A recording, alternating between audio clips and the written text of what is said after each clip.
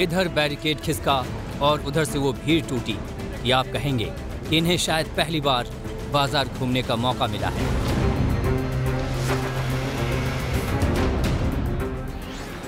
ये हाल है दिल्ली के सरोजनी नगर मार्केट का, जिस दिल्ली ने ताज़ा तरीन और कोरोना के नए सुपर स्प्रेडर वेरिएंट ओमिक्रॉन के मामले में सारे रिकॉर्ड तोड़ दिए हैं। दिल्ली ने महाराष्ट्र को पीछे छोड़ते हुए वो छलांग लगाई है कि जहां देश में ओमिक्रॉन के कुल 578 मामले हैं, तो वहीं दिल्ली 142 मरीजों के साथ नंबर 1 पर है। दूसरे नंबर पर महाराष्ट्र है, जहां इस नए वेरिएंट के 141 मामले हैं। दिल्ली में कोरोना के मामले लगातार तेजी से बढ़ रहे हैं। शनिवार को 249 मामले सामने आए थे, जो 13 जून के बाद सबसे ज्यादा मामले थे। वहीं रविवार को 290 केस सामने आए। 13 जून को देश की राजधानी में संक्रमण के 305 मामले सामने आए थे। अगर दूसरे राज्यों के मुकाबले दिल्ली ओमिक्रॉन की डराने वाली रेस में आगे निकल गई है, तो वायरस को मुंह चिढ़ाने का ये सरोजनी नगर वाला जज्बा दिल्ली को शायद आगे ही बनाए रखेगा, क्योंकि बैनर पर नो मास्क नो एंट्री भले लिखा हो, भले ही 2000 के जुर्माने की चेतावनी दी जा रही हो, मगर क्या मजाल कि लोग डर जाएं। नहीं भैया, मास्क अभी गाड़ी से उतरे मास्क ही देख रहे हैं। अभी वो उनसे पूछा था, वो बेच रहे थे ना, क्या बोलते हैं, परसों से पूछा मास्क के लिए, उनसे पूछा था। अभी ले रहे मास्क के लिए देख रहे हैं। ये कोरोना को लेकर डर लगता है आपको? क्यों नहीं लगता, सबको डर लगता है। क्यों नहीं लगता है डर? अभी गाड़ी से उतरे, अभी तो मास्क ले रहे थे। मास्क लेकर नहीं आए थे? नहीं, मास्क नहीं था। मास्क पहनना तो चाहिए। हाँ, पहनना चाहिए भैया।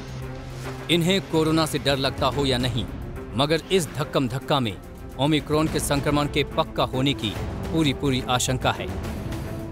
यानी जो लोग वैक्सीनेटेड हैं उनमें भी इन्फेक्शन हो सकता है, और अन्य देशों में हॉस्पिटलाइजेशन भी बढ़ा हुआ देखा गया है। ऐसे में अगर इंडिया में नंबर्स बढ़े तो फिर से बेड ऑक्यूपेंसी और नॉन कोविड पेशेंट्स के लिए मुश्किलें बढ़ सकती है। इसलिए जितना हो सके हमें आउटडोर अवॉइड करना है। इवन अगर आप फुली वैक्सीनेटेड भी है तो आपको माइल्ड इन्फेक्शन हो सकता है, या फिर आप साइलेंट कैरियर बन सकते हैं और दूसरों के लिए इन्फेक्शन का कारण बन सकते हैं। इसलिए जितना हो सके प्रिवेंटिव मेजर्स और कोविड अप्रोप्रिएट बिहेवियर को फॉलो करें, और मार्केट प्लेसेस या सेलिब्रेशन के लिए बाहर जाना अवॉइड कर वर्चुअल सेलिब्रेशन कर सकते हैं।